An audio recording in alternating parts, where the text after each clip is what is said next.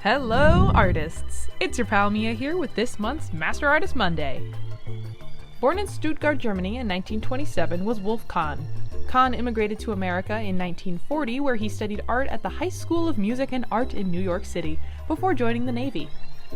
When World War II ended, Kahn practiced his art with Hans Hofmann, another German-American artist and a pioneer of the Abstract Impressionism movement. Abstract Impressionism features art that focuses more on the abstract feeling invoked by looking at something, rather than a realistic rendition of what the artist is seeing. His art has a very unique and distinct feeling to it and embodies elements present in movements such as realism and color field. Kahn would later receive his bachelor's degree in art from the University of Chicago.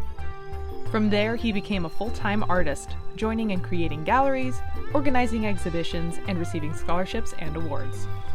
Kahn was also an extensive traveler, painting landscapes from all over the US, as well as places like Greece and Egypt.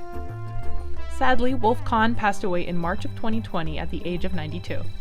He lived a full life and created over 200 pieces of art, many of which are still available for viewing today. The piece we will be recreating today is called Red Earth, and it was created originally in 2014. To follow along with me today, all you'll need is a sheet of paper oriented horizontally and your chalk pastels.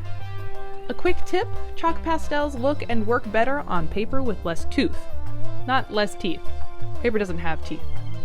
Unless... No, I'm just kidding.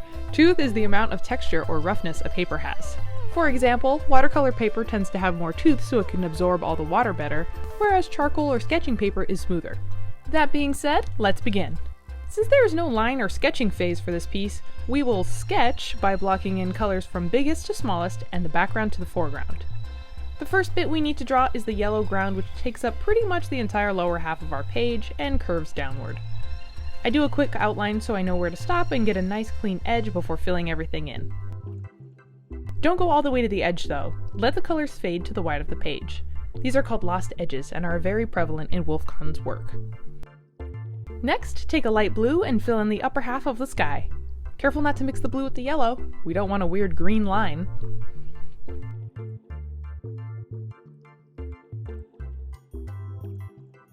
Chalk pastels do create a bit of a powdery mess, so I grab a tissue and gently wipe some of the excess away to clean up when I'm done. Next step is the red path that goes through the middle of the yellow field.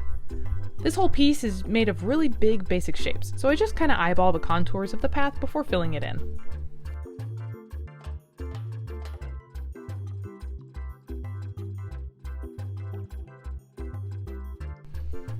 The area beneath the path is a bit orangey, so I layer some orange pastel on top. I'm not worrying too much about mixing colors here, since this area doesn't have such a distinct color difference as the sky and the hill. And I brush away the excess again. And now onto the tree line. I start by taking my light green pastel and drawing a messy line across the hill about here.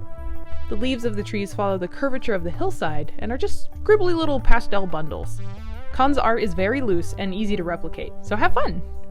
And then just bring down the trunks as simple little lines using the corner of your pastel. Try not to space them evenly apart though.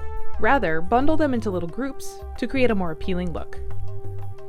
Once you're all set, take a dark green and add some shadows to the bottom of the leaf bundles.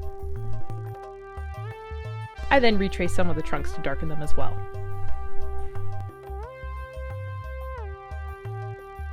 And finally, for the last bit of cast shadow on the ground with your gray pastel. Most artists will refrain from shading colors with blacks and grays since it tends to desaturate the image, but Kahn's piece does have a partially muted palette, so I think it's appropriate. And that'll do it! How easy was that? I hope you guys found this video fun and informative, and keep an eye out for more new videos coming soon. See you then! Bye-bye!